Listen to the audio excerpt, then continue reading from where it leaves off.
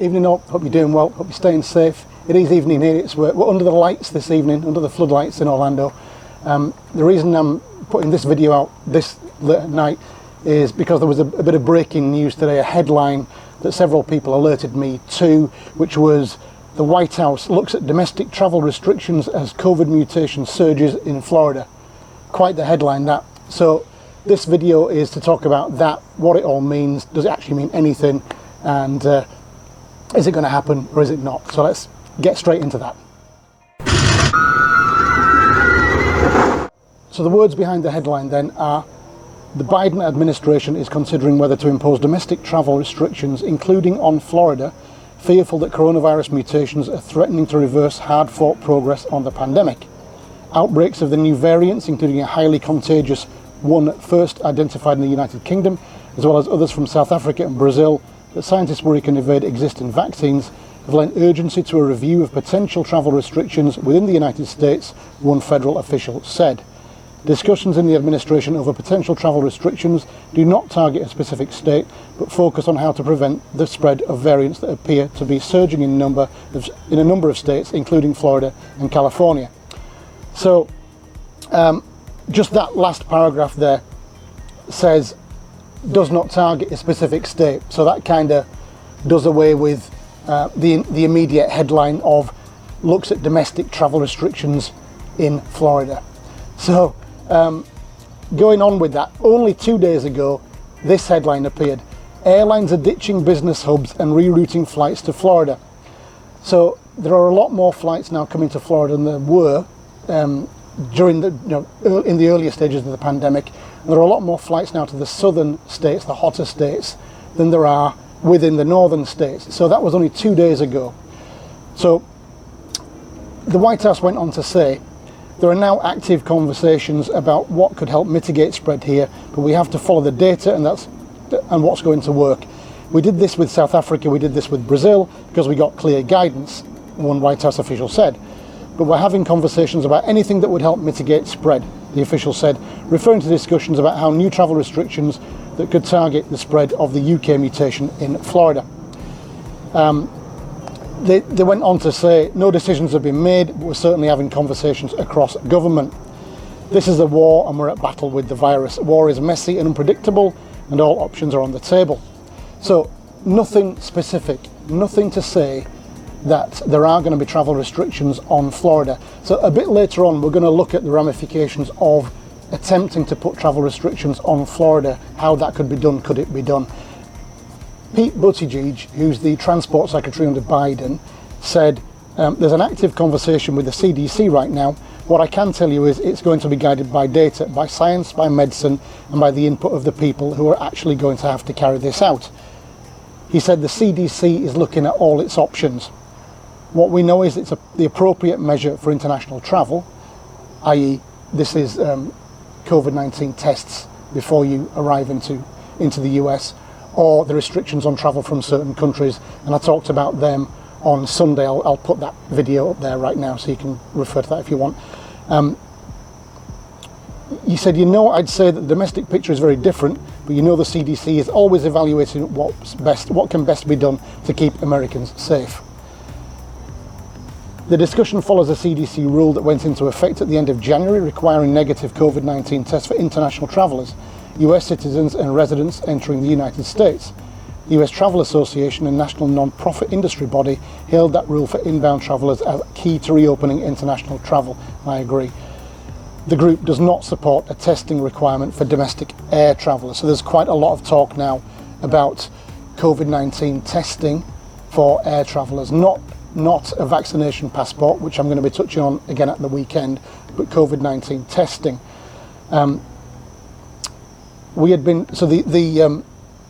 The US Travel Association said we had been pushing for the use of a mask mandate, so we're very pleased to see the Biden administration put an executive order in place requiring masks in general spaces and in the airspace.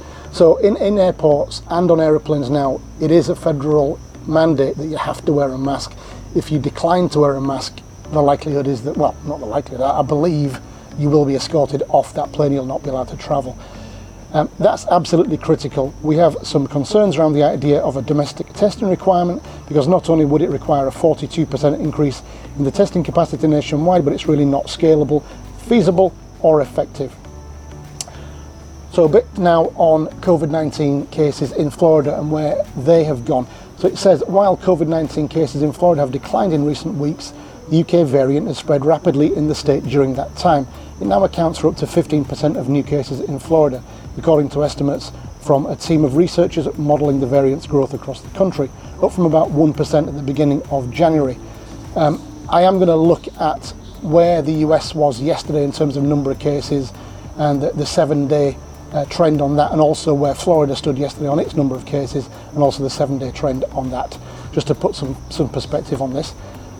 So what did Governor Ron DeSantiss of Florida have to say about this? Well, unsurprisingly, his response was, this is a spokeswoman for DeSantis, said, DeSantis opposes travel restrictions and does not believe diagnostic tests should be a prerequisite to domestic air travel. So no real shock in what DeSantis had to say there. An expert from Harvard then went on to say, even if it's too late to halt the spread of the variant, a travel restriction could at least slow its exportation. Stephen Kissler said that the arrival of COVID vaccines had given public health officials added incentive to impose travel restrictions. I'm not sure how those two things marry up together, but that's what he said. Even if they would only slow the spread of the variant, because it gives them a longer window to get people protected from the virus before they're infected. I guess my argument for that would be, well, there was no restriction of travel prior to the vaccine coming through and being administered to people when the numbers of cases per day across the country and in Florida were not going out of control, but they were going very, very high. Since the vaccine has started, we've seen those numbers come down, so that would be my counter argument. But Stephen Kissler is an immunology and infectious disease expert with the Harvard T.H. Chan School of Public Health, and I am not. So there we are.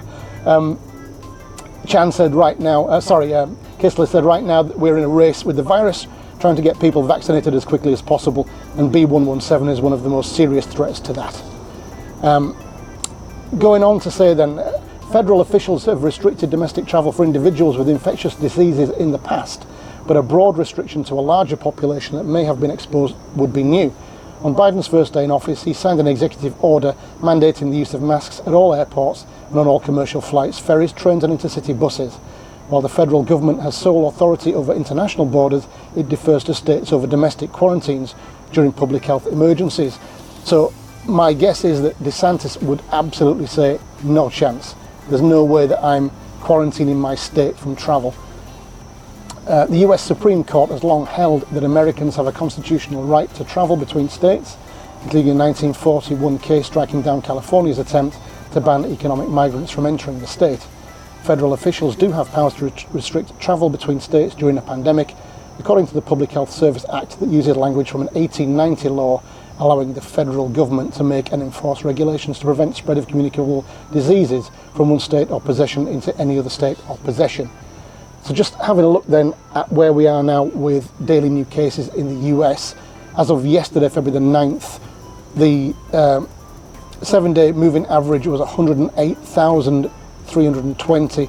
We're down to about 87,000 yesterday across the states. And you can see that that blue line is moving sharply downwards. In Florida, the number of daily cases yesterday was 7,023.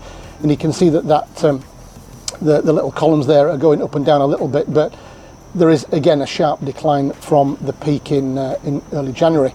So I don't know what the context of this restriction of travel is into Florida, and I really don't believe that there is going to be a restriction. I think it's going to be incredibly difficult to try and enforce that, and I'll tell you why in a second. I think the headline was sensationalist, especially as it said that the White House said that there wasn't a specific state in mind. So obviously it was just for clicks. People must be thinking about it, but what, can it happen? No, I don't believe it can happen. So here's the reason why. Let's have a look at the number of airports in Florida. There are 19 major airports. I did count them on that slide, and I'm sure you can as well. There are over 100 small airports. So how do you restrict flights? Do you just ground every flight in Florida, leaving Florida, to leave only those like between Miami and Pensacola or something where it's a long drive? I doubt it very much.